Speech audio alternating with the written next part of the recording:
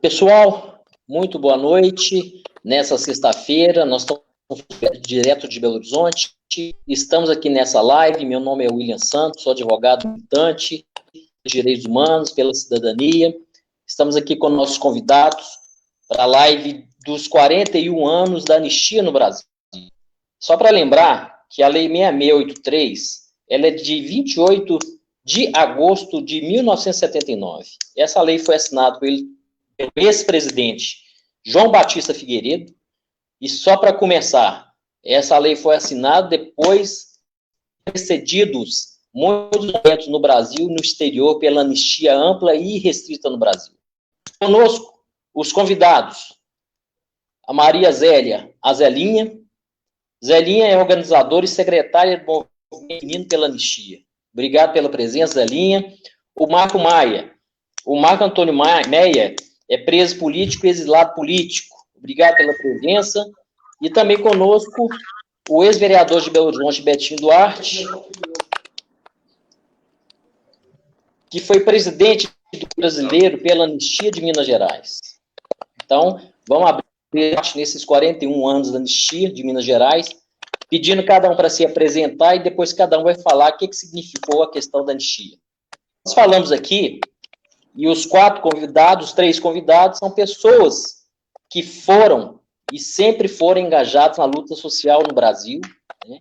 E em Minas Gerais em particular, com dimensão nacional, eles deram a contribuição à redemocratização do nosso país após os anos de ditadura. Então, vamos lá.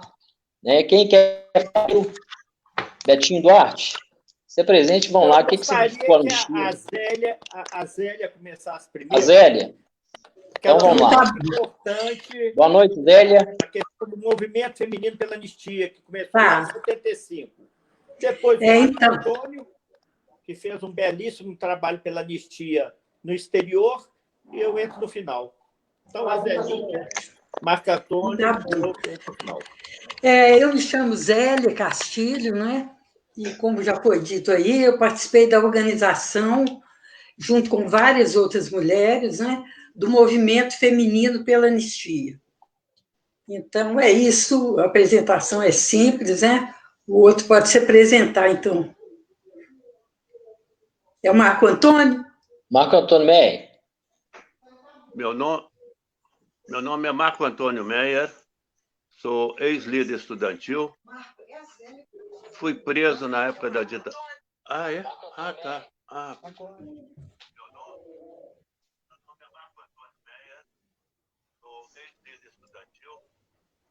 Problemas técnicos. Ah, tá. Alô? Vamos lá, Marco. Pode continuar. Marco Antônio, pode continuar. Então, houve um probleminha técnico. Primeiramente, meus amigos, eu queria fazer uma homenagem a todos os companheiros que foram assassinados pela ditadura. Hein?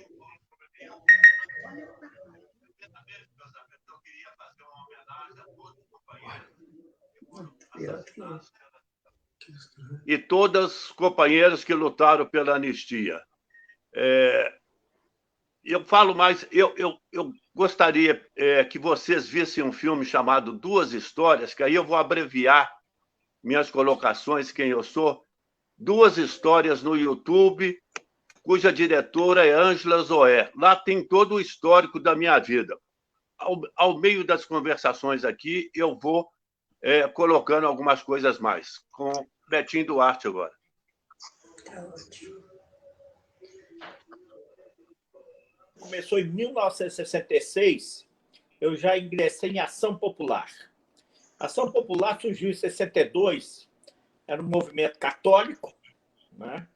O Herbert de Souza, o Betinho, foi um dos fundadores. A Ação Popular veio da JUC, Juventude Universitária Católica, JOC, Juventude Operária Católica, e Juventude Estudantil Católica, JEC. Em 66, eu já estava participando de ações pela AP. E quando eu entrei na Faculdade de Ciências Econômicas, em 67, em meados de ano, da Universidade Federal de Minas Gerais, eu já ingressei na célula de AP. A minha primeira prisão, eu fui preso 4 vezes na ditadura militar. A minha prisão foi em 14 de maio de 68. Numa passeata, saindo ali da igreja de São José e caminhando até a Praça 7. Depois eu fui preso em 72, quando a Ação Popular caiu em Belo Horizonte. Foram presos várias pessoas, Sérgio de Castro, inclusive meu irmão, Aldeísio Duarte. Aí, depois, na anistia, eu fui preso 2 vezes. Uma na Avenida Santos Dumont, enquanto nós estávamos panfletando e levantando faixas pela anistia. Eu estava com a Dirlene e outras pessoas. Eu e a Dirlene fomos presos. E depois, a última prisão foi no Mineirão, quando nós tentamos levar uma faixa, 2, na verdade, pela anistia ampla e geral e restrita. Copiando, na verdade, né? Porque a torcida do Corinthians levou essa faixa num jogo de Corinthians e Santos. Uma coisa maravilhosa. E nós tentamos fazer isso no Mineirão, mas não deu certo. A repressão veio e nos prendeu. Enfim, depois eu fui ser diretor da sucursal do jornal Movimento aqui em Belo Horizonte, em Minas Gerais, e depois do Em Tempo, também em Minas Gerais. O Em Tempo foi o primeiro jornal a publicar a lista dos torturadores. E, por causa disso, nós sofremos 3 atentados terroristas que, na verdade, destruíram a sede, a sucursal do jornal Em Tempo. E, logo depois, com o surgimento do CBAS no Brasil inteiro, já tinha vindo, a Zelinha sabe disso, o Movimento Feminino pela Anistia. Aí, para aglutinar mais forças, foram criados comitês brasileiros pela anistia. Eu fui eleito presidente e em 79, reeleito presidente. Tá certo. Só para a gente fazer, do ponto de vista temporal, que é uma análise. Para quem chegou agora, estamos discutindo aqui os 41 anos da anistia, né, com 3 pessoas que são símbolos e daquelas que lutaram pela redemocratização do Brasil, quer dizer, são heróis da vida real no Brasil e de situações que não, de certo, nós não vemos nos livros de história. Porque o livro só traz a parte de quem ganhou a luta. Acho que esses depoimentos são depoimentos importantes. Numa linha cronológica, de março de 64, houve o golpe militar, os militares tomaram o poder. Veio depois o AI-5, em 68, que fechou o Congresso Nacional. E aí o Brasil já vinha num caminho contra a democracia e sem eleições, e sempre os generais no poder. Né? Várias perseguições e torturas aconteceram nesse país. Né? Muitas pessoas foram exiladas, o Marco Antônio Meyer, por exemplo, presas, como a própria Maria Zélia, Betinho e muitos outros. Muitos foram obrigados ao Brasil e começou o país inteiro, né, e deu dimensão isso internacional da luta pela... O que se queria era uma anistia ampla, real e restrita, com a volta daqueles que vieram, né, que foram banidos. Isso aconteceu depois da lei da anistia, né, foi um processo marcante no Brasil. O Brasil recebeu seus filhos, muitos deles, inclusive, né, depois, no processo de eleição, que era eleição com 2 partidos políticos, vamos dizer, eu acho que é bom frisar, e o Brasil entrou, inclusive, né, com esses 2 partidos. Era o partido da situação e era o partido da oposição. Então, era uma bipartidaridade no Brasil que existia, e quando o sujeito queria disputar, ele podia para um partido do governo ou fora do governo. E muitos deles, né, em correntes políticas, de esquerda, de centro, se agrupavam nesses partidos. E aí veio o processo democrático, que uma leva, né, dessas pessoas, companheiros e cidadãos brasileiros que aqui nasceram, se elegeram em São Paulo, em Minas Gerais, em toda parte. Miguel Arraes, Fernando Henrique Cardoso, na época, deputado federal, inclusive, por Minas Gerais, né? E aí eu acho que o importante, dentro dessa linha cronológica, é ouvir, né, cada um de vocês, o que significou, e mais que isso, né, a participação suas, que vocês foram, inclusive, atores, né, de fatos reais que aconteceram nesse país. Eu acho que é bom a gente aproveitar isso aqui Isso aqui é um momento histórico. Primeiro, não celebrando somente a liberdade, mas a redemocratização ela é sempre necessária, ela continua ainda, né? Estamos num estado, inclusive, onde, na época, a política do Estado era de repressão e da tortura. Hoje, vivemos uma situação de retrocessos políticos, de perda de direito, mesmo que a Carta Constitucional de 88, é bom a gente falar isso também, né? Ela começou trazendo alguns direitos da conquista do povo, né? Muitas coisas delas, inclusive, foram trazidas, né, da Declaração Universal de Direitos Humanos da Carta de 48. Então, acho que é bom, né, a gente escutar um pouquinho para vocês também desses viés, porque a participação de vocês é que eu acho que pode refletir, levar uma futura geração, a própria geração, a conhecer o passado para a gente não repetir isso no futuro, né? Então, a palavra está franca. Eu acho que mais ninguém de que os três companheiros que representam para a gente poder entrar nesse debate. Se você me permite, William, eu queria Claro. primeiro externar minha admiração profunda pela Zelinha. Zelinha vem desde 66 ou antes, porque ela foi uma das responsáveis pela realização do 28º Congresso da UNE, foi o primeiro congresso depois do golpe militar, aqui em Belo Horizonte, na Igreja São Francisco das Chagas, que ela morava ali perto. Ela foi lá e convenceu os padres, os dominicanos, a realizarem o congresso, né? Nós fizemos até lá uma cerimônia mais tempo atrás, dos 50 anos do congresso da UNE, né? Então, a Zelinha tem um passado maravilhoso e hoje é uma pessoa também que eu admiro profundamente. O Marco Antônio também sempre foi uma pessoa de luta, sempre esteve presente. Eu, inclusive, Marco Antônio, quando você estava falando aí eu coloquei 2 cartazes aqui, que eu não vou mexer no meu celular, que eu estou com medo dele sair, mas eu coloquei 2 cartazes, porque eu tenho todos os cartazes dos mortos desaparecidos mineiros. Então, eu coloquei o cartaz aqui da doutora Maria Auxiliadora Lara Barcelos e do Gildo Macedo Lacerda, que foi meu colega de escola. Eu procurei o do Zé Carlos Massano Machado, mas não achei, né? Que foi de AT também. Tanto o Gildo como o Zé Carlos foram assassinados em outubro de 1973, em Recife. O Gildo é desaparecido político e o Zé Carlos, com muito custo, a família conseguiu resgatar o corpo. E o caixão veio lacrado. E a Dodora, ela foi barbaramente torturada, ela não conseguiu recuperar e suicidou na Alemanha.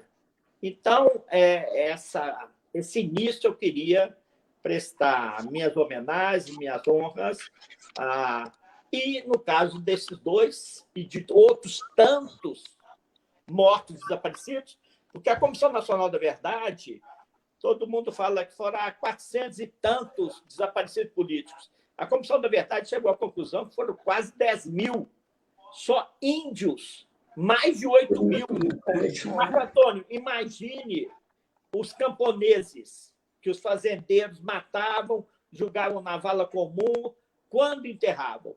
Então, eu acredito que a ditadura militar assassinou mais de 10 e desapareceu, obviamente, com mais de 10 mil pessoas. Então, continuando, né?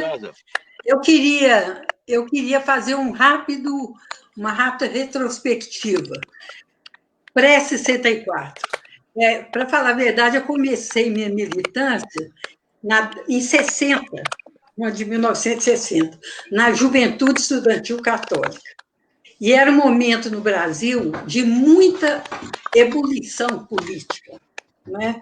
Era o tempo da luta por reforma de base, né? O João Goulart era o presidente, e havia uma construção, que a gente pode dizer isso, da democracia, né? Uma construção da democracia. E uma construção frágil naquele momento, inclusive, mas muito forte. Estava acontecendo uma grande discussão sobre que país a gente queria, né?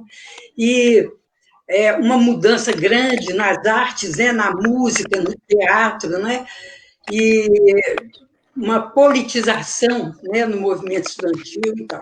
E o golpe civil-militar de 64, literalmente, destruiu esse processo muito rico que estava acontecendo, né?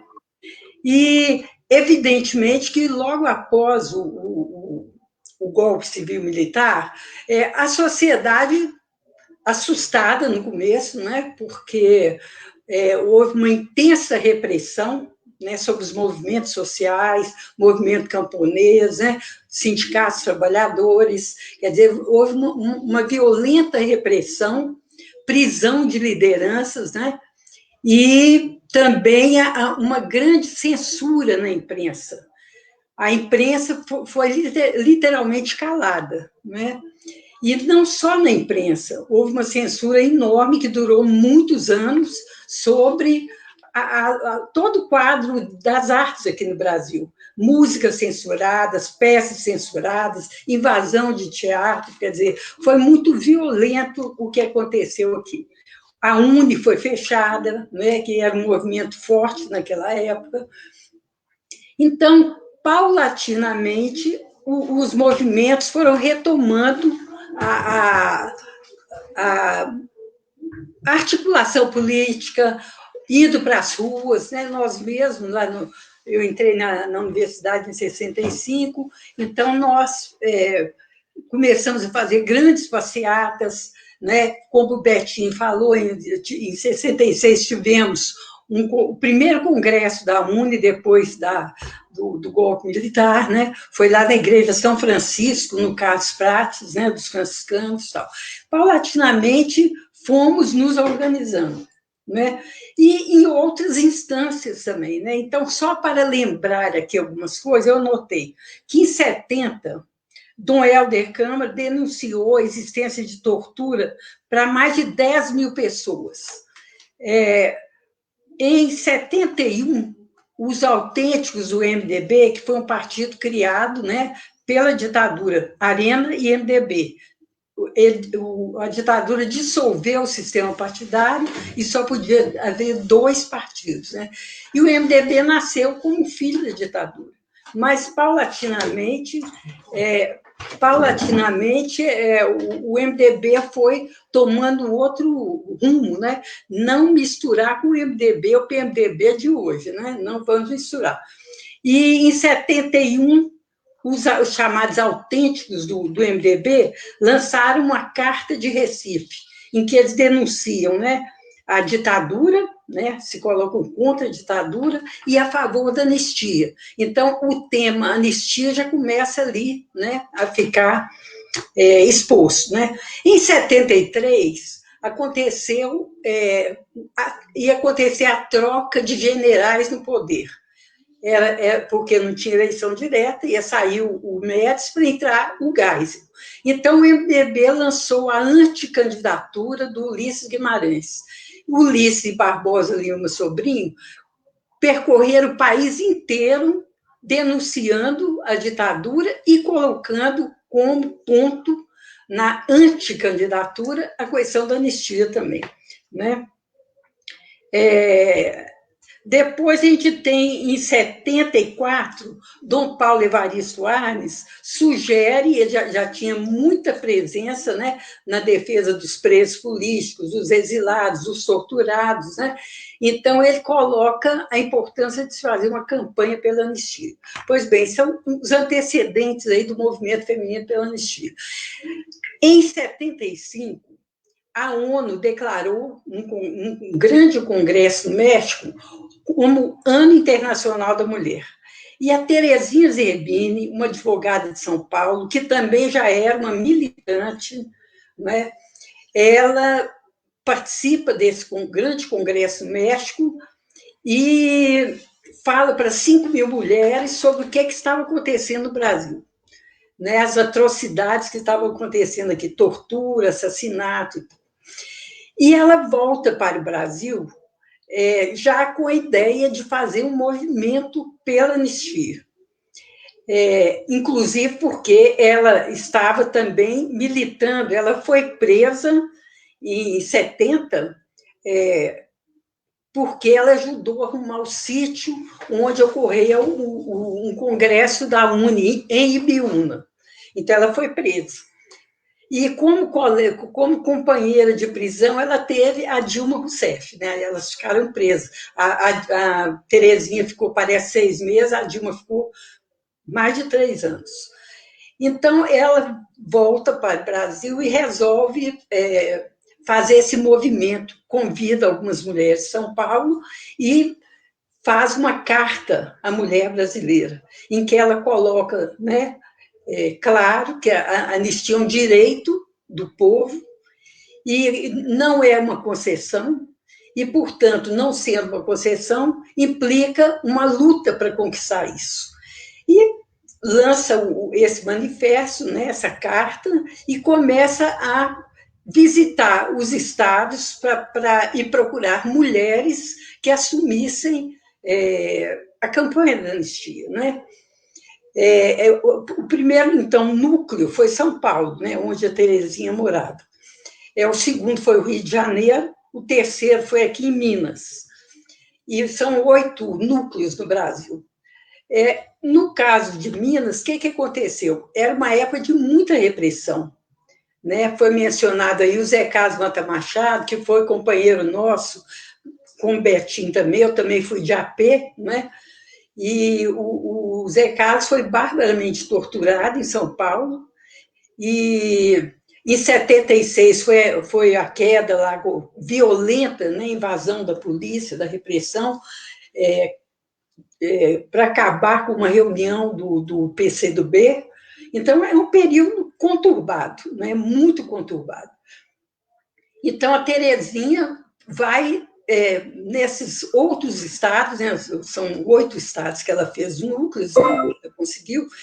E interessante que no Rio Grande do Sul, eu vi numa entrevista dela que ela não procurou figuras de expressão, né? Deputadas, mulheres de políticos. Ela, quando foi levar o texto, né, formador do movimento feminino pela anistia, ela procurou quem? A pessoa que ela considerava ética, confiável, que é a Dilma Rousseff. Foi a Dilma que ela procurou. E lá também, então, começou um outro núcleo, né? Aqui em Minas, para eu não tomar muito tempo, né, que a gente vai conversar, aqui em Minas é o seguinte, a Terezinha veio e convidou, né, para uma reunião na casa da dona Ieda Mata Machado, essa que mãe do Zé Carlos Mata Machado, que pouco menos de 2 anos antes dessa reunião tinha sido assassinado pela repressão. E a dona Ieda, né, a gente estava na reunião com alguns familiares de presos, a dona Ieda não estava em condições de assumir isso. E falou, não, vocês assumem, eu vou apoiar, sabe? E eu acho muito legal a gente lembrar que o movimento tem a história, né, ela caminha, né? As pessoas que estavam antes da criação do movimento eram mulheres, parentes de presos, exilados, entre aspas, desaparecidos, né? Era um grupo de mulheres que atuava no sentido de contribuir para minimizar o sofrimento desses nossos, né, companheiros que estavam presos, né? E algumas dessas pessoas, né, que participavam, inclusive a Mônica Merri, irmã do Marco Antônio, a Maria Luísa, né, participavam desse grupo. Então, o movimento de anistia, ele, vamos dizer que ele começa com um grupo de mulheres que participavam desse trabalho de conseguir advogado, de ser presente lá no presídio e tal. Então, nessa reunião, nós decidimos fundar o Movimento Feminino pela Anistia. E o passo seguinte foi convidar mulheres. Dentro do espírito daquela época, né, do que estava acontecendo, a Terezinha mesmo falava que era tática convidar mulheres, porque achava que a repressão não ia cair em cima de um grupo de mulheres. É isso que ela falava. E, realmente, nós convidamos mulheres que muitas nunca tinham militado na política, eram mulheres de donas de casas, de fazer comida, de lavar roupa, sabe? Desse tipo de pessoa, de perfil, né? E fizemos uma primeira reunião também lá na Igreja São Francisco, que teve uma participação muito grande, foi muito boa, e, a partir daí, nós já fomos trabalhando essa ideia da anistia, conversando com muita gente, começando a escrever panfletos e tal. E depois, pouco depois, uma grande manifestação de estudantes que aconteceu na Faculdade de Medicina, a dona Helena Greco surge lá e faz um discurso contra a ditadura, contra a repressão daqueles estudantes que estavam ali se reunindo, né, defendendo o direito. Então, caminhando mais para frente, nós evoluímos para fazer uma primeira assembleia e eleição da coordenação do movimento. E, a partir daí, nós começamos a fazer muitas ações. Eu me lembro assim, de panfletos que a gente fez, eu, inclusive, fiz vários, né? E distribuí na Praça da Estação, na Praça 7, em defesa dos presos políticos, né? Em defesa dos exilados. Né? Foi um movimento muito intenso, e, realmente, eu acho que o movimento feminino pela anistia foi um marco na história. Né? Eu penso assim, no dia que nós fomos, no dia da votação da anistia, fomos num ônibus cheio, né? E o dia inteiro nós lá no Congresso, né? Denunciando o que estava acontecendo, conversando com os deputados, né? Quer dizer, foi um trabalho muito legal, que envolveu muitas mulheres. E eu acho que, minha opinião pessoal, é o seguinte, foi uma anistia que nós queríamos? Ela foi parcial, né? Agora, eu penso que foi um grande passo que nós demos para avançar na conquista de outras bandeiras, né? Porque nessa altura, a gente já estava incluído na nossa campanha a questão da Constituinte, né? Das liberdades democráticas sempre, né? Então, eu acho que aquele momento, com o nível de acúmulo de forças que a gente tinha, que não era tão grande, e com a repressão, né, apesar de já estar num processo de uma relativa abertura, eu acho que foi uma conquista. E, para mim, não teve nada melhor do que ver a volta do Irmão do Enfio, como diz a música, e vários companheiros nossos que estavam há anos, em vários países do mundo, expulsos do Brasil, exilados, impossibilitados de participar da nossa vida, né? De participar da política, participaram lá fora, não deixar de trabalhar nem um minuto. Né? Então, eu acho que foi muito importante, muito emocionante ver esse pessoal voltar, né? Para o Brasil, pessoas que estavam presas saírem da prisão e poderem, então, continuar essa construção, né, que a gente estava fazendo aqui, né, não só na anistia, mas em outros espaços, né, que a gente estava articulando. Né, eu mesmo trabalhei muito tempo num bairro de Contagem, né, numa luta popular lá, quer dizer, são várias lutas que estavam acontecendo e que a chegada desses exilados, esses que saíram das prisões, tal, foi muito, muito bom, porque adicionou, né, muita coisa boa à nossa luta, sabe? Então, é isso. Eu queria dar uma geral aí. E você aí, Marco Antônio? Bem, gente, minha militância se deu ao nível de movimento católico. Eu era ativo militante na Igreja dos Dominicanos, era o coordenador da missa, e, a partir daquele momento, eu comecei a tomar uma consciência social e política. Isso porque, com o golpe militar, em 64, umas beatas da Serra pediram a retirada da missa do estudante, porque eram os caras cabeludos que tocava violão e, e cantava a música de Geraldo Vandré. Aí nos expulsaram da Igreja dos Dominicanos, nós fomos para o salão da Igreja da Boa Viagem, ali na rua Sergipe, com a Aimorés. Passou um mês também, os cabeludos e os tocadores de violão foram expulsos. Aí nós conseguimos o salão da Igreja São José. Passou 2 meses, também fomos expulsos.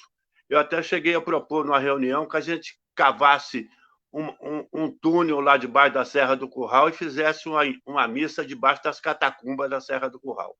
A partir disso, eu comecei a tomar consciência política, e ela se engrandeceu quando comecei a estudar no Colégio Estadual Central, que eu tive contato com diversas pessoas que tinham simpatia por política, e, através do irmão do Apolo Eringer, eu fui convidado a participar da chapa para a eleição do presidente do diretório. Eu fui eleito e, a partir dali, eu comecei a ter um contato com a Polop, quer dizer, a política operária. Posteriormente, eu sofri um atentado à bala quando chegava em casa, e aí eu tive que me cair na clandestinidade e fui para o Rio de Janeiro. Aí entrei para... A Polop se fundiu com o MNR, eu entrei para o Colina. E fui preso no Rio de Janeiro. Você fazer um resumo rápido. Fui preso no Rio de Janeiro, passei 1 ano e meio preso, fiquei 42 dias numa solitária, fui para Linhares, em Juiz de Fora, tive mais ou menos em 6 presídios, na Ilha Grande, PE da Barão de Mesquita, PE da Vila Militar, DOPS do Rio de Janeiro, e fui trocado pelo embaixador. Foi um dos brasileiros que foram trocados pelo embaixador alemão. Aí fui para a Argélia, fiquei 2 meses na Argélia. Posteriormente fui para Cuba, fiquei lá 2 anos convivendo com o povo cubano. Inclusive, sugiro que todos vão a Cuba conhecer a musicalidade e a capacidade política do povo cubano. Depois fui para o Chile. No Chile veio o golpe militar de Pinochet. Eu entrei na Embaixada da Argentina, saí no primeiro avião e fui para Buenos Aires. Fiquei 30 dias preso num quartel em Ezeiza, pela Polícia Federal da Argentina. Posteriormente, a OAB da Argentina entrou com mandato de segurança, nós fomos libertados. E aí eu consegui, como representante dos brasileiros, um contato com a Embaixada da Suécia, e que nos ofereceu, devido ao trabalho de um companheiro brasileiro da Anistia Internacional, nos oferecer 16 vagas para exilados do Chile brasileiros irem para a Suécia. Aí fui para a Suécia, cheguei na Suécia em final de 73, e aí fiquei na Suécia durante 7 anos. Mais para frente eu falo sobre o trabalho que nós desenvolvemos na Suécia, que é um país maravilhoso. Eu tenho tremendas recordações, um país profundamente justo, apesar de ser um país capitalista, e voltei para o Brasil com anistia. Quero frisar que, estando no exílio, eu tinha um passaporte da ONU. Eu fui 2 vezes preso. Fui preso na Áustria e fui detido. Na Áustria, eu perdi a passagem, que eu estava indo para a Itália. E na Holanda, eu fui detido mais ou menos umas 6 horas. E aí, em 79, eu voltei com a anistia para o Brasil. Mais para frente, eu falo sobre o trabalho que nós desenvolvemos na Suécia, que nós tivemos uma solidariedade marcante do povo sueco, e nós montamos lá na Suécia uma central de divulgação das notícias do movimento da anistia para todos os companheiros exilados, não somente na Europa, mas em alguns países da América Latina. Aí, depois, se alguém quiser perguntar alguma coisa... eu queria uma coisa marcante. Peguem um lápis aí e anotem, por favor. Quando eu estive preso na PE da Vila Militar, eu fiquei preso na PE da Vila Militar 7 meses, 42 dias numa solitária, de 2 brasileiros serem assassinados. eu descobri uma coisa importantíssima. O foco de nascença das milícias armadas que imperam hoje no Rio de Janeiro e estão se estendendo por todo o Brasil, se deu ali dentro da PE da Vila Militar, em Jericinó, em Deodoro, né? Vocês, por gentileza, entrem no YouTube e vejam o processo Manes Leitão. Ali tem o nome de 37 militares que foram expulsos, porque eu vi com meus próprios olhos que eles eram cobrador de cheque sem fundo, mostrava a carteira do Exército, vendiam maconha, apreendiam contrabando, inclusive o capitão Guimarães, torturador condecorado pela ditadura, extorquia os contrabandos todos. Ele levava os caminhões do Exército para tirar a mercadoria que vinha contrabandeado nos navios. São 37 militares. Olhem no YouTube, por favor. Processo Manes Leitão. Vocês veem a semente do nascimento das milícias no Brasil que estão imperando em todos os estados hoje. É isso aí. Ô Meia, como é que chama? Vamos falar para quem está escutando aqui.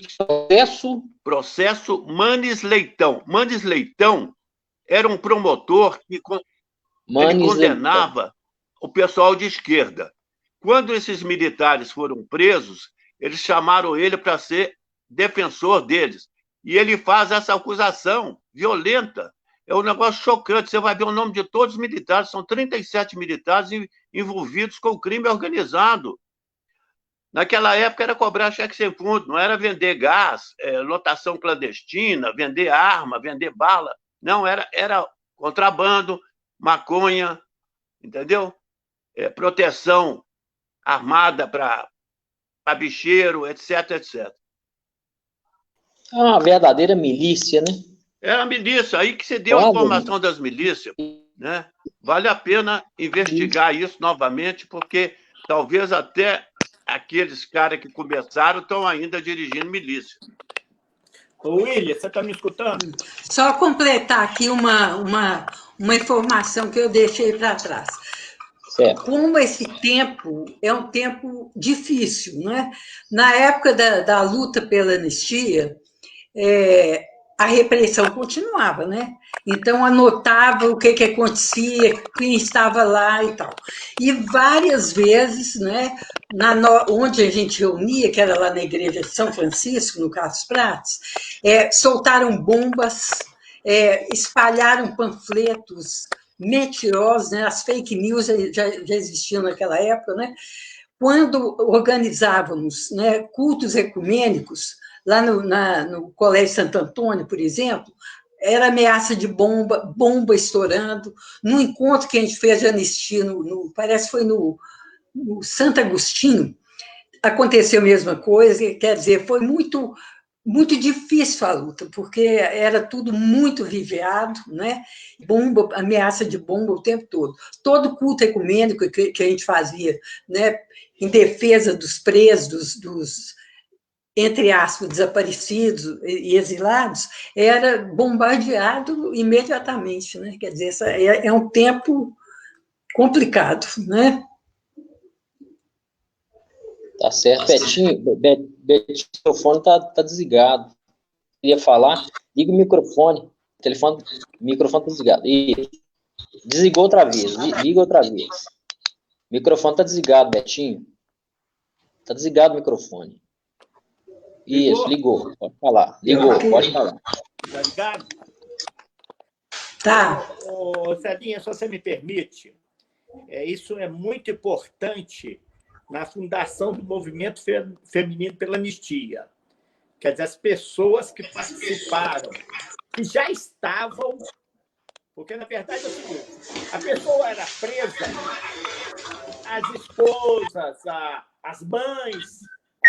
os entes queridos iam atrás, iam para a delegacia, iam para o quartel, iam para onde fosse, né? Reuniam igrejas, como você está falando. E aqui em Minas Gerais, a gente tem, eu gostaria de citar o nome da Emeli, né? Salazar. Emeli Salazar. Emeli a Diva Moreira. Ângela Pezzuti, Diva Moreira. A mãe do Narras, Dona Ondina Narras, Dona Ondina. lá em Lilhares. As irmãs do Marco Antônio, a mãe do Marco Antônio Meia. A mãe do Marco Inclusive, eles assim, a Ângela me contou que eles alugavam uma Kombi para ir para Linhares e, assim, o pessoal lá fazia trabalhos artesanais. A Ângela me falou que até o Fernando Pimentel tinha Belo Horizonte Couros, que cedia couros para eles fazerem materiais, para serem vendidos, para angariar fundos, porque eles precisavam de dinheiro. Então, as mulheres tiveram um papel determinante. Na verdade, a questão da lei da anistia, pelo que eu sei, nós perdemos 4 votos, porque nós estávamos exigindo anistia ampla e geral restrita e perdemos por 4 votos. Então, foi assim uma coisa... E eu concordo com a Zelinha, e eu falo isso porque tem pessoas... Nós devemos comemorar. Foi uma vitória do povo brasileiro, né? Foi uma mobilização intensa, como a Zelinha já falou. Teve congresso em Roma, teve congresso no México. O Marco Antônio pode falar dos comitês na Europa inteirinha, que foram fundados pelo Marco Antônio, articulou esses comitês, participou da articulação desses comitês na Europa toda. A denúncia de tortura. Eu, por exemplo, tenho um documento aqui de tortura que saiu de Linhares, né? O jornal, de fato, divulgou, né, esse documento de torturas.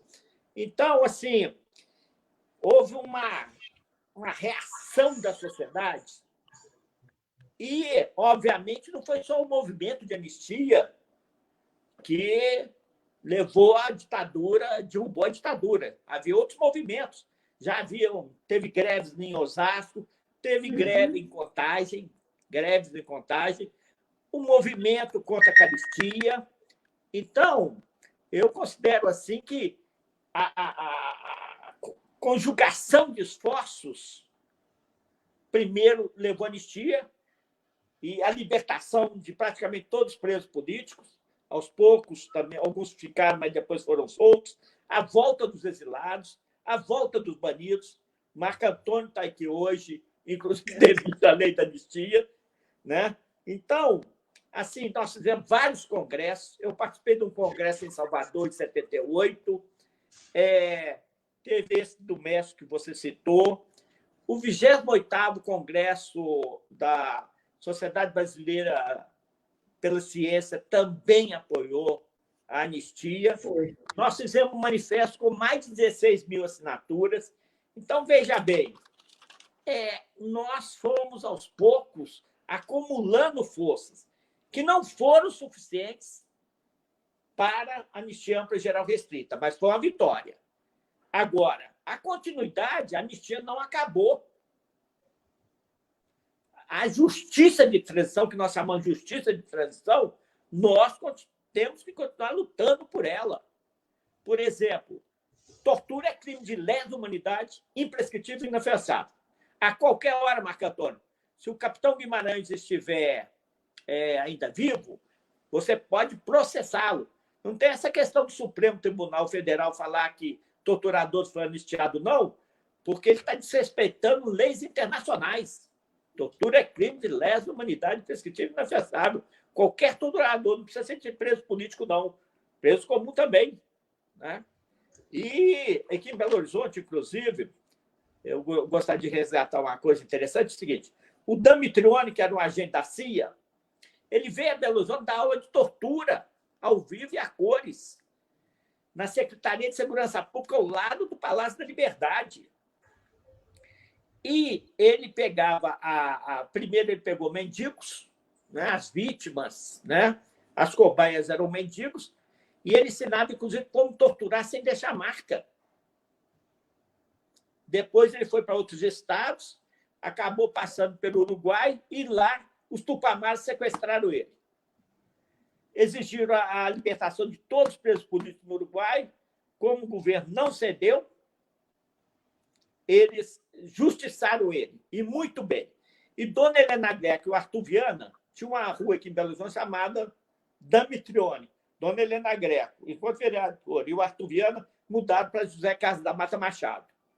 E depois veio a troca de 2 viadutos, viaduto Costa e Silva e Castelo Branco, para Dr. Zé Maria Magalhães, no Costa e Silva, e o Castelo Branco para Dona Helena Greco, que foi presidente do movimento feminino pela anistia, depois foi vice-presidente do CBA, comigo, e do Grupo Tortura Nunca Mais. Então, hoje, o principal viaduto de Belo Horizonte tem o nome de Dona Helena Greco. É uma das pouquíssimas cidades no Brasil que nós conseguimos. Por isso que eu estou falando da justiça de transição. Ela vai caminhando, você vai trocando nome, você vai dando nome aos companheiros que foram mortos, assassinados, ou até os que faleceram, porque você tem que honrar esses companheiros. Por exemplo, o marido da Zelinha, o Paulo Rogedo, né, faleceu muito cedo, e eu dei nome de rua para o Paulo Rogedo, não foi, Zelinha? Foi então, isso mesmo. Você conhece as cidades pelos nomes de ruas. Então, a justiça de transição, inclusive, para mim, é isso, você ir na rua, colocar uma placa, conversar com os moradores. Nós precisamos conscientizar a população. Os brasileiros não conhecem a verdadeira história.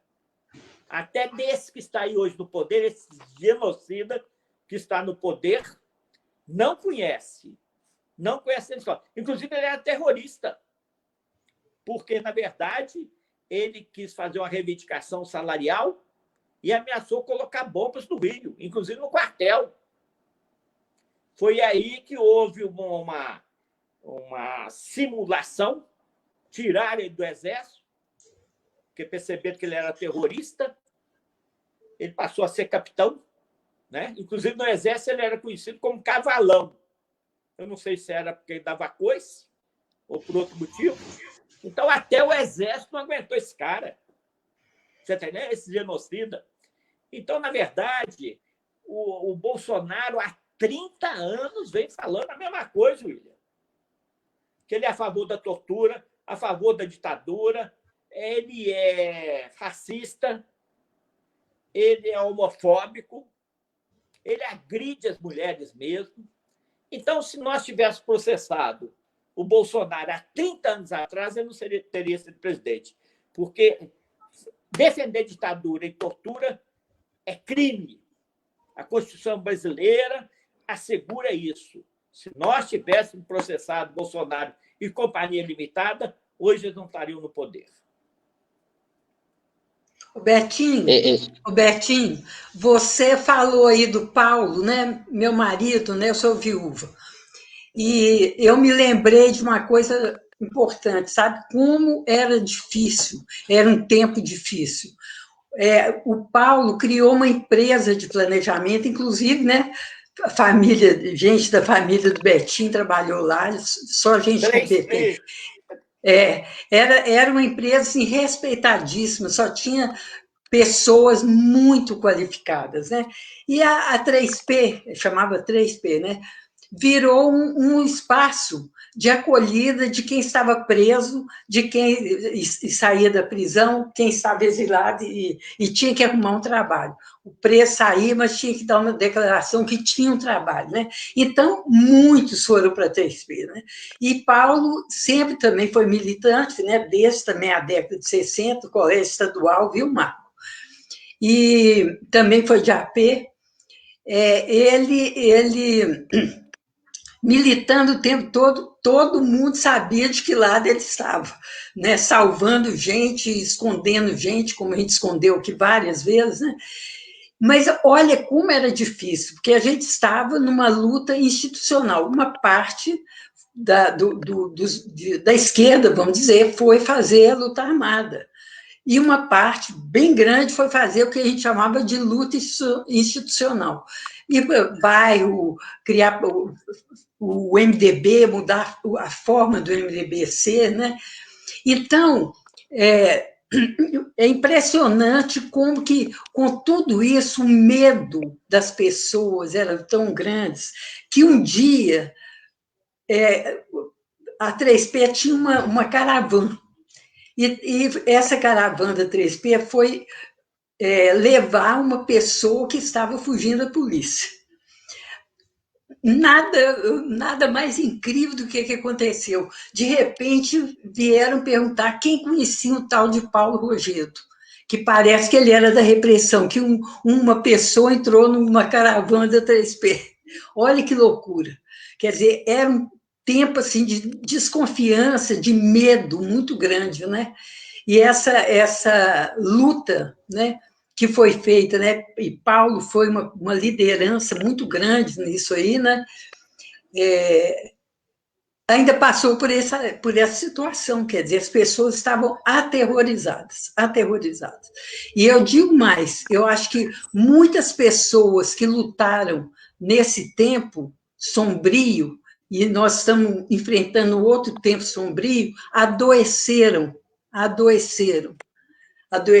quando viram amigos nossos, companheiros nossos, que a gente lutou tanto junto, morrerem debaixo de tortura. Isso aqui era um drama, sabe? Paulo sofreu muito com isso também. Então, a gente tem que valorizar o que nós conseguimos, né? Como movimentos sociais, né? Fazer nesse Brasil. E temos que continuar, né? Agora nós temos que continuar, com muita esperança, né? Sem perder a esperança, ir em frente, porque o tempo hoje está muito difícil. Verdade. Marco, quer falar alguma coisa? Marco Meio, você está sem microfone. Você está sem microfone. Liga o microfone. Isso. Não, já acabou. A Zélia acabou? Acabei. Ô, Betinho, só para te mostrar aqui. Isso aqui era um bazar que a gente fazia na Suécia, que vendia os artesanatos do pessoal de Linhares. Esse aqui também, ó. Essa aqui é maravilhosa. Não sei se está dando para vocês verem. Abaixa um pouquinho. Isso aqui era um artesanato feito em Linhares.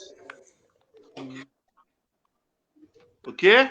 É para baixar, que tem um desenho que nós E aqui é minha volta quando eu... depois eu mostro para vocês.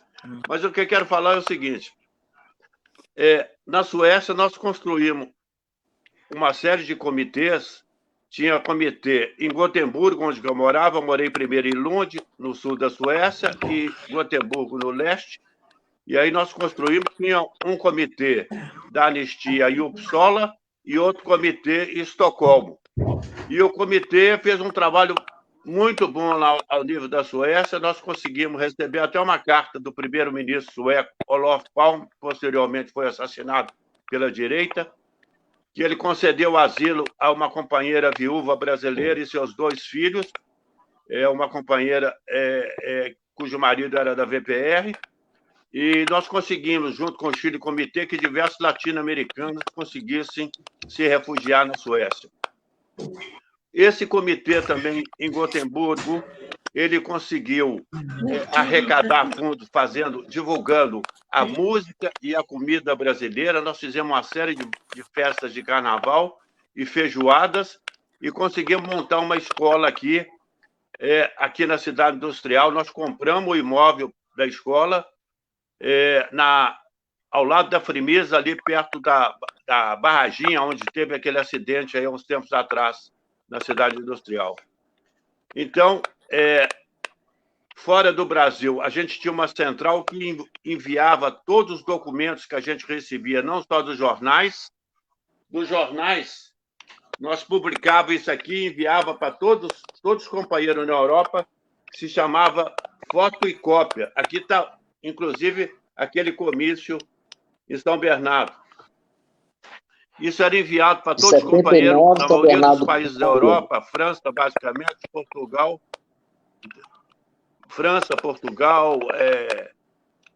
Inglaterra, nós tínhamos contato com todo mundo. E na Dinamarca, que a companheira Rosane Rodrigues também participou bastante e fez uma série de festas, fez uma série de feijoadas e ajudava um trabalho na cidade do Cabo. Então, eu acho que é importante, hoje, parece que nós estamos mais ou menos caminhando para os finais, eu quero fazer um apelo para o pessoal que está nos ouvindo, nos vendo, que é o seguinte, eu sempre coloco isso em todas as palestras que eu faço sobre o movimento de resistência à ditadura e à anistia.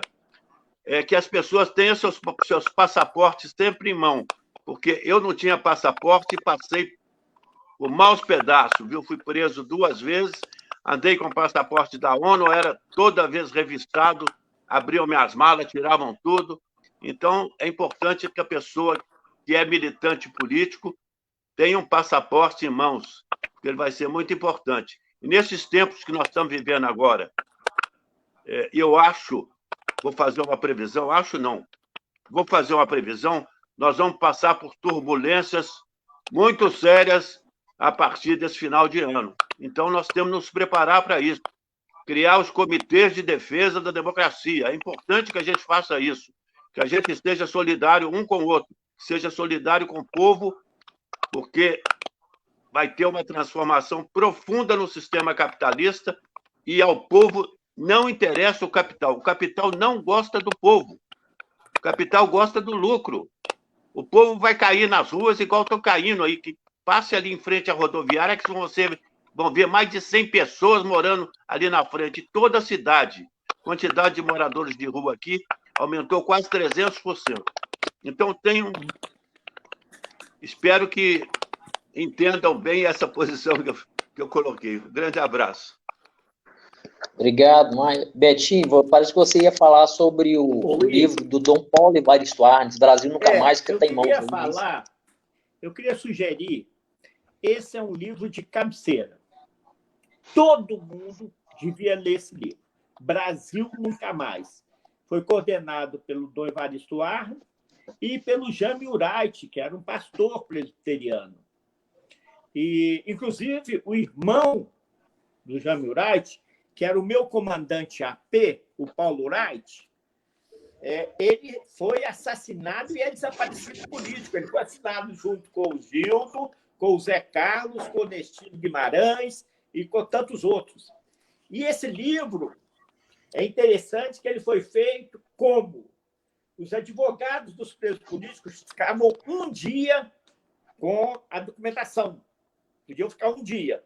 Então, eles iam lá na justiça, pegavam os processos, passavam numa copiadora, tiravam o xerox e levavam para casa, obviamente, para analisar. Sabe quantas milhões?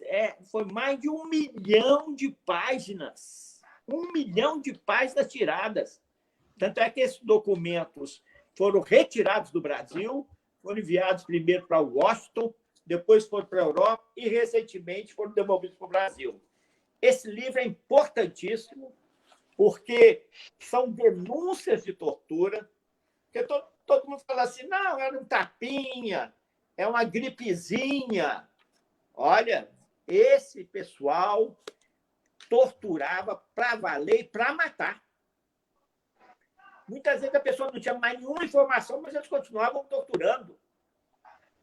Não tinha mais o que falar, já. Enfim, então esse livro, Brasil Nunca Mais, é muito importante. E, antes de terminar também, eu, na época da anistia, eu era o presidente, mas naquela época a gente fazia tudo, né, Zelinho? Então eu tenho eu chamo Diário da Anistia. Eu tenho aqui, Zelinha e Marco Antônio, desde a primeira reunião, em 8 de novembro de 78, mortos desaparecidos, procurar os familiares, etc. Visita sistemática aos presos políticos, exilados, respaldo para a volta, exposições de trabalhos de artistas latino-americanos. Aí tinha o nome da pessoa que era responsável por isso. E terminando, William, porque eu já estou vendo aqui que nós já estamos em 8 horas e 12 minutos. Ô, Marco, eu queria prestar uma solidariedade ao doutor Paulo Abrão. ele era o secretário-geral da Comissão Interamericana de Direitos Humanos, sediado em Washington. Estava fazendo um belíssimo trabalho, como ele fez aqui na Comissão de Anistia. E eles puseram ele para fora, literalmente puseram ele para fora. Esse cargo é ligado à Organização dos Estados Americanos, e quem manda hoje na OEA é seu Bolsonaro, os Estados Unidos. Então, eu queria prestar essa homenagem à Colômbia, ao Paulo Abrão. Ele fez um belíssimo trabalho aqui. Eu e Marco Antônio, inclusive, fomos, nos 50 anos do golpe, a Cuba, num convênio entre Brasil e Cuba, nos 50 anos, passar filmes lá, reuniões, encontros, seminários. O embaixador, inclusive, nos agradeceu muito, o embaixador do Brasil em Cuba, porque geralmente as pessoas vão para lá e não falam nada com ele. O Marco Antônio, inclusive, levou um livro, né, Marco Antônio? Pegou a assinatura de todo mundo e deu para o embaixador. Como é que chamava o livro, Marco? Não lembro. Estou ficando velho, cara. Então, você deu um livro para ele. E a questão da luta pela anistia, como falei, da justiça de transição, nós temos que continuar lutando. Que livro nós temos para isso? Foi o livro da Dilma, Betinho. Foi da Dilma. Foi esse mesmo. Como é que tem aquele? O nome é o... Esqueci o nome do livro. É uma frase aí do... Acho que do... Você lembra o nome do livro? Eu esqueci. Então, William, Zelinha, nós temos que continuar lutando. Primeiro, o julgamento e a condenação dos torturadores. A reforma dos currículos das Forças Armadas, da PM e das Guardas Municipais. Porque sabe quem que é o inimigo deles? Somos nós, é o povo brasileiro. Eles não têm nenhuma formação de, por exemplo, em relação às fronteiras brasileiras, guarnecer as fronteiras brasileiras. Eles não fazem esse trabalho. Eles podiam agora, nessa pandemia, abrir os quartéis para fazer teste do Covid. O Marco Antônio acabou de falar dos mendigos. As pessoas que foram para a rua, perderam tudo, foram morar na rua. Por que o Exército, os quartéis, não acolhem essas pessoas, como as igrejas católicas e evangélicas? Dá uma cesta básica, dá uma sopa. A questão do memorial da anistia política aqui, que é importantíssimo terminar essa obra.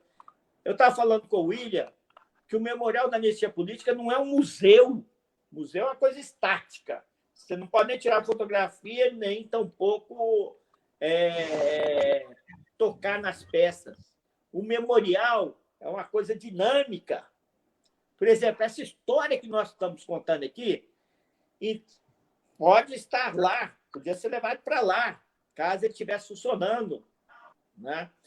E na comissão de anistia, William, entraram mais de 70 mil processos. As sessões não são clandestinas, pelo contrário, são abertas. Agora eu não sei. Virou uma confusão generalizada, mas as reuniões que nós fazíamos eram abertas. Tinha as caravanas pela anistia, que foram feitas, inclusive, aqui em Belo Horizonte. Né? Todo mundo podia assistir os julgamentos. Né? A Comissão de Anistia, na verdade, desenvolveu um trabalho belíssimo. Então, nós temos que terminar o memorial da anistia política. Essa ministra, que se diz ministra e se diz evangélica, ela veio aqui e falou que não ia destinar o memorial para qualquer outra coisa. Mas o Ministério Público Federal falou, não, a destinação é esta. E o prédio, a parte administrativa, que são 5 andares, já está pronta. Já está pronta. Está faltando a praça e o coleginho, obviamente, como nós sabemos, é impossível fazer qualquer obra no coleginho, porque ele arriou. Ele está lá ainda em pé por causa das estacas. que a UFMG comprou e colocou lá. Mas o memorial nós temos que fazer algo, inclusive quando passar a pandemia, Marco Antônio, nós podíamos até propor uma ocupação do memorial da anistia política. E só sair de tem lá... que dar uma finalidade social, né? Tem que dar uma finalidade social. Aquele... Não, é o memorial. Nós não abrimos mão do memorial. E, por último, o desmantelamento do aparato repressivo. Eu estava falando com o William, que é advogado, que vai nas cadeias aí, nas prisões, visitar quem foi preso, etc. Ele sabe perfeitamente que, geralmente, nas cadeias, pelo menos o pau de arara tem um pau de arara lá. Que é muito fácil de fazer, né? Porque são 2 cavaleiros com um pau de ferro, com ferro, né? Aí o choque elétrico, o afogamento vem depois. Mas é muito fácil de fazer. Então, nós precisamos acabar com esse aparato repressivo utilizado agora contra os negros, contra os pobres, contra os homossexuais, né? E por aí vai. A cada 2 horas, uma mulher é assassinada, Betinho. Né? Então, William, a cada 2 horas, uma mulher é assassinada. Viu, William? Eu queria te dar os parabéns por essa live. Ela veio no momento exato, nós estamos comemorando, tem muita luta pela frente. Você é um companheiro valoroso, você é um advogado, defensor dos pobres, você luta para valer, você eu chamo até assim, Marco Antônio, pau para toda obra. Precisou de advogado, como naquela nossa época, Zelinha. Era Geraldo Magela, Afonso Cruz e qual o outro? Obregón Gonçalves já cobrava, mas mesmo assim ele estava lá. Mas os dois eram Geraldo Magela de Almeida e Afonso Cruz. O Afonso Cruz, inclusive, Marco Antônio, foi fazer uma defesa veemente do preso político. O juiz, na hora, deu ordem de prisão para ele. O Afonso Cruz foi preso na hora. Então, hoje, eu considero que o William eu chamo pau para toda obra. Precisou, é só ligar para ele, que ele está à disposição. Então, eu queria te agradecer. Vicentão também, né? Bom, nossas homenagens ao Vicentão. Esqueceu o velho grande Vicentão. Perfeito. Grande Vicentão. Colega do PSB. Eu queria, me permitisse aqui, que vocês fizeram alusões a algumas pessoas. Por exemplo, você falou em Dom Mitrione, vocês 3, né? Dom Mitrione descobriu que ele era ligado à CIA e era o responsável na CIA para as ações políticas dos Estados Unidos na América Latina, inclusive envolvido com aquela farsa da morte do Juscelino Kubitschek em 76. Inclusive um livro que o próprio Penin Carlos Bernardes traz essa matéria. E nós tentamos, inclusive, resgatar a história na Comissão da Verdade, que foi criada no Ministério da Justiça. Depois isso também teve a Câmara Municipal de São Paulo, pegamos 94 inconsistências da Assembleia Legislativa, na época com o Durval Ângelo, aqui também em Minas, e simplesmente foi a Comissão de Anistia, ela arquivou aquilo. É outra fase da história. Vocês fizeram alusão também... Né? Comissão da Verdade, isso mesmo. Vocês fizeram alusão também à música do Aldir Blanc, que morreu recentemente, né? O Bêbado e o Equilibrista, que se tornou o hino, né, da anistia daqueles que estavam voltando. Né? Acho que você fez essas referências, eu acho que é bom a gente colocar aqui, até para poder mostrar para as pessoas que estão ouvindo que o que acontece hoje é reflexo daquilo que teve no passado e a história é contínua.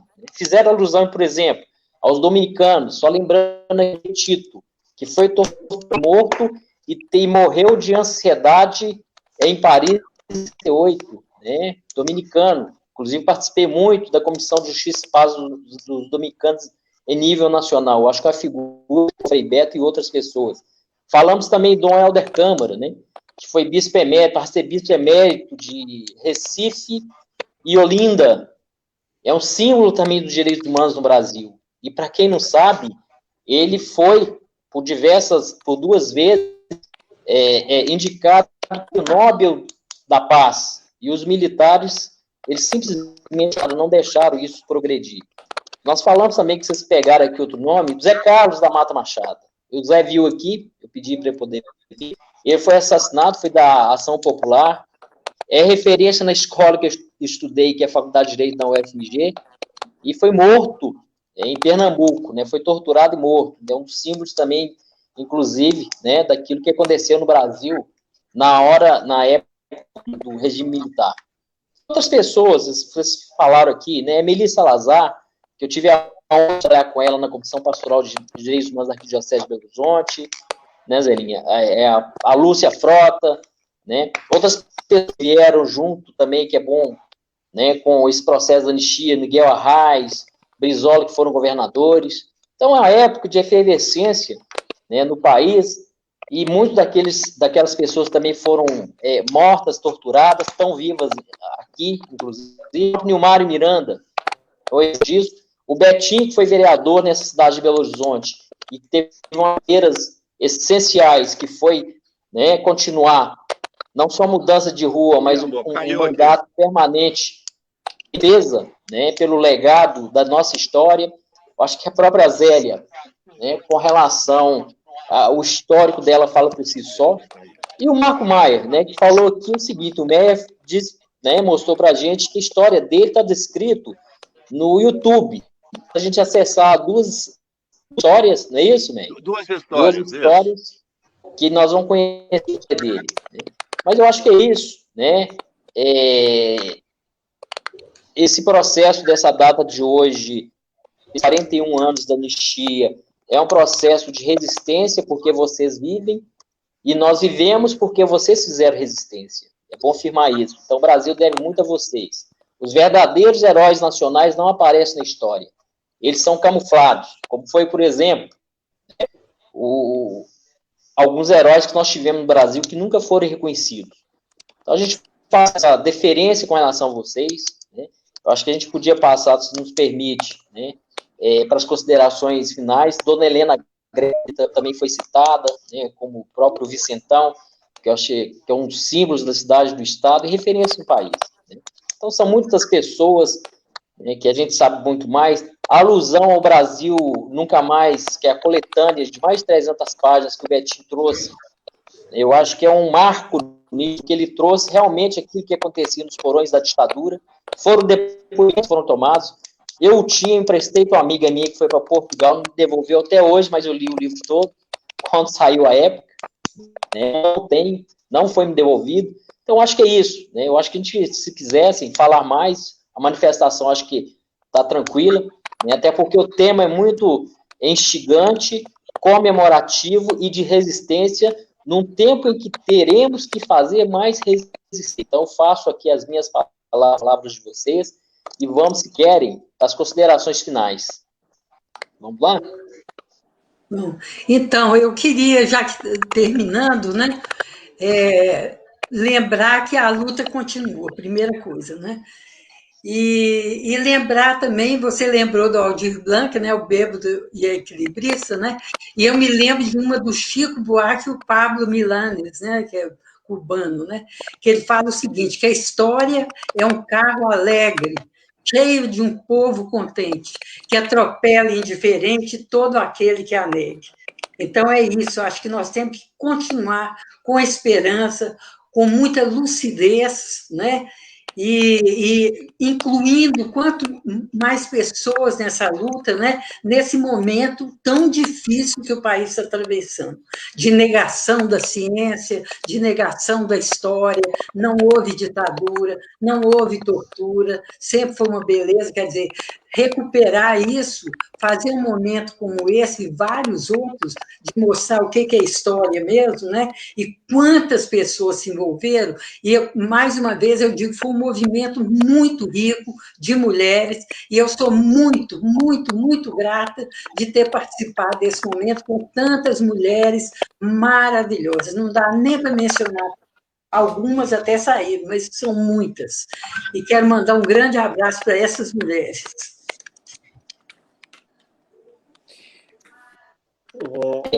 Eu também quero, terminando, mais uma vez agradecer e dizer, eu acho importante, Zé Lima, Marco Antônio, tem um provérbio latino que diz: as palavras voam, o escrito permanece.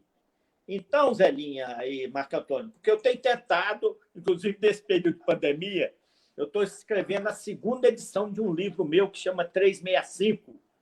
365 é o número da minha casa, que eu morava ali na Levi Lopes, atrás do Palácio da Liberdade, 365. E agora eu estou escrevendo a segunda edição, por quê? Exatamente isso. Eu lembrei de outras coisas. Eu lembrei, por exemplo, da minha prisão em 14 de maio de 68.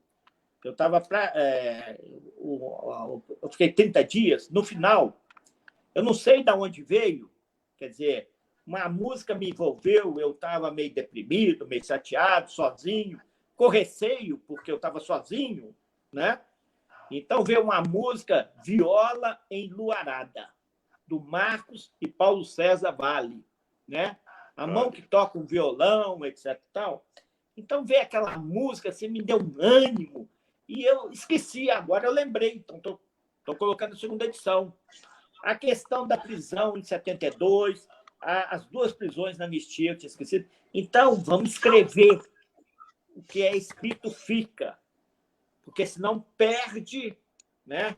A Ângela Pesutti, por exemplo, tem documentos, Marco Antônio sabe disso, a Zelinha sabe, tem documentos e mais documentos. Tem história e mais história para contar, né?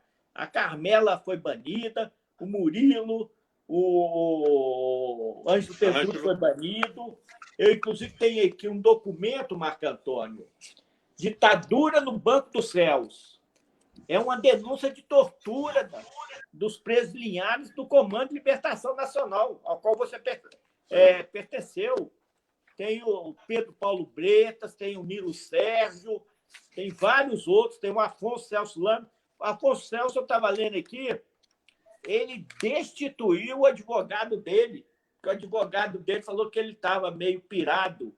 Ele, na hora, destituiu o advogado dele. E tem outros depoimentos, e eles no tribunal declarando que eram revolucionários, que iam continuar, que não aceitavam, inclusive, aquele tribunal, serem julgados por aquele tribunal. Então, esse documento. E tem essa questão que eu queria da justiça de transição da memória.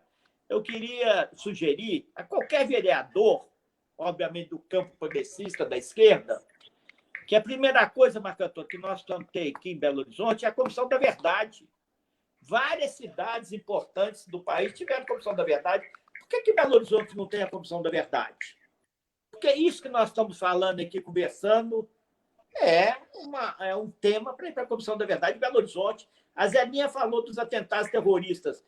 Eu escrevi um livro, Estamos Vivos, a Volta Será Pior, porque isso o Comando de Caça aos Comunistas pichou na sede do Intempo, quando a sede foi destruída.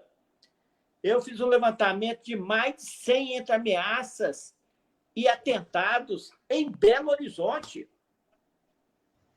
Aonde está isso? Eu escrevi no livro. Então, tem um livro. Esses atentados terroristas, as bancas de jornais, aos jornais, às igrejas, aos DAs, como você falou, aos colégios, Colégio Santo Antônio, que você citou, Colégio Santo Agostinho, que eles colocaram uma bomba no banheiro, enquanto o pai do Zé Carlos, Edgar Godoy, estava fazendo o processamento, eles colocaram uma bomba no banheiro e explodiu o banheiro todo. Então, há necessidade de criar uma Comissão da Verdade em Belo Horizonte. E essa continuação do projeto Rua Viva, de dar nomes às pessoas que lutaram contra a ditadura. Por exemplo, recentemente, Zelinha, o Tomás Haroldo da Costa, que foi reitor da UFMG, faleceu no começo do ano de câncer. Então, porque é engraçado que as pessoas falam assim, Betinho, você só dá nome de rua. Não, eu não só dou nome de rua, mas é função do parlamentar dar nome de rua. Está escrito lá. As ruas não têm nome. E se você não der, chega um oportunista, um picareta, que tem muito, né? Ou então, e dá nome para torturador, ditador, pastor e outras coisas mais. Não, vamos honrar os nossos companheiros. Então, as duas sugestões nessa justiça de transição, eu estou falando em relação a candidatos a vereador em Belo Horizonte, né? Que cria a Comissão da Verdade e que continue esse projeto Rua Viva. Inclusive, resgatando a história e dando continuidade a esse livro Rua Viva. Porque essa experiência em Belo Horizonte é única no Brasil. Eu não conheço outro município ou estado que tenha feito isso. Eu não conheço. Deram nomes esparsos. Aqui, acolá, etc. e tal. Mas 163 nomes. Depois o Cacheta continuou. Eu acho que chega a mais de 250 nomes que foram honrados em ruas de Belo Horizonte. E depois a gente pode continuar colocando placas diferenciadas. O Juarez Guimarães, o Marco Antônio, eu dei nome ali atrás do aeroporto da Pampulha, numa ruazinha. Então, vamos lá, vamos colocar uma placa diferenciada lá.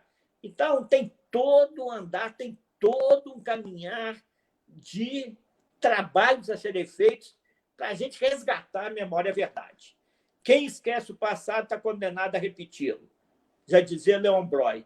Então, vamos continuar a luta e derrubar esse genocida aí e construir uma sociedade democrática, justa e pacífica. Ô, gente, já que está terminando, eu queria agradecer a todo mundo que assistiu à live. Eu gostaria de agradecer a todo mundo que assistiu à live. Dizer que nós estamos vivendo num tempo de guerra, num tempo sem sol. Aqui em casa, inclusive, está muito frio, deve estar uns 13 graus. Mas eu acho que a gente tem que construir uma solidariedade marcante.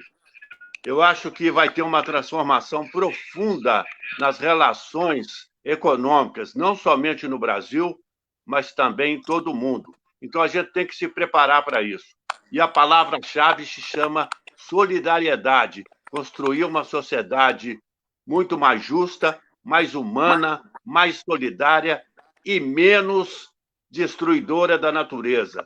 Só assim nós vamos encontrar o caminho por um mundo melhor. Então, uma boa noite para todo mundo. Muito obrigado.